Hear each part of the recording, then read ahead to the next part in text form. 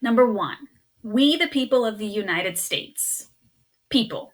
Well, I'm people, you're people. We live in the United States, so just everyone living here in the United States. Nice and easy. Number 2, in order to form a more perfect union.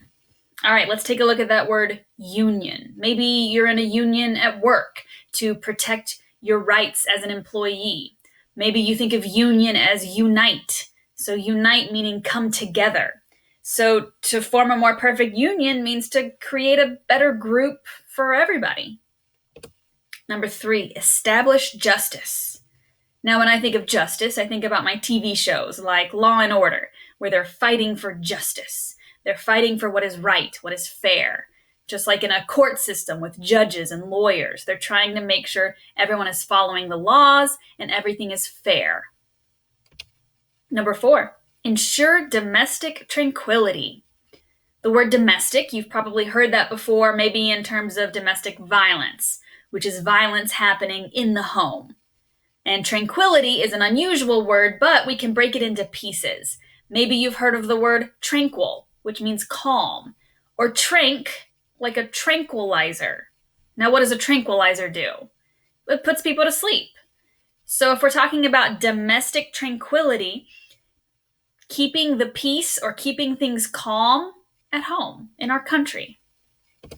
Number 5, provide for the common defense.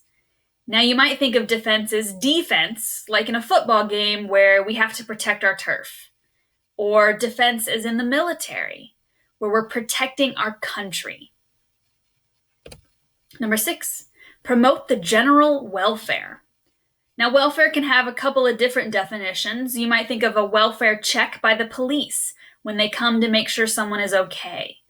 Or welfare from the government, like food stamps. If you need help buying food for your family, you can get government welfare. So we're talking about checking on people, helping people, making sure that we are doing what is good for the people.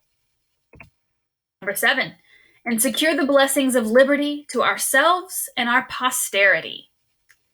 Blessings of liberty, that's easy. Freedom to ourselves, that's us.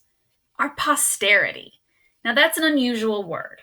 So let's think about if we're protecting freedoms for ourselves and someone else. Who else would you want to protect freedoms for? I think about my family. Maybe you think about your children. And that's exactly what posterity means. It means future generations. So we want to make sure that we have freedoms for ourselves, but also our children and our children's children and their children. Posterity.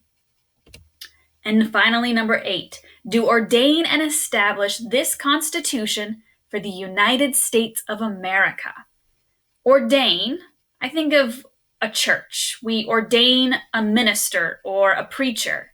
We make them the official leader. We approve them for the church. Establish, that's create. So we are creating and approving this Constitution for the USA.